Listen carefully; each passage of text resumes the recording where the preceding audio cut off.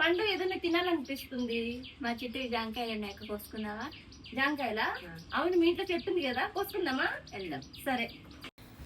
రీసెంట్గా ఒక ఫంక్షన్ ఉంటే ఊరికి వచ్చాము. ఫంక్షన్ అయిపోగానే ఎలా హాలిడేసే కదా అని చెప్పి పెద్దమ్మోళ్ళ ఇంటికాడ కొన్ని రోజులు ఉందామని చెప్పి అయితే వచ్చాను.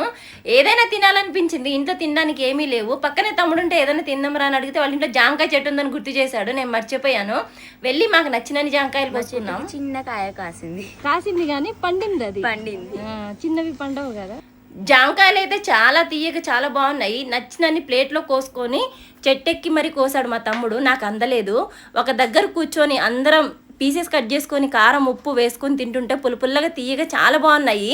పల్లెటూర్లలో నిజంగా అందరం ఒకే చోట కూర్చొని మాట్లాడుకుంటూ తింటుంటే టైం స్పెండ్ చేస్తే చాలా బాగా అనిపిస్తుంది కదా. సిటీస్లో అలా కుదరదు, ఎవరింట్లో వాళ్ళు తింటారు.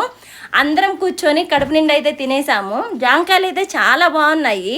వీడియో నచ్చితే లైక్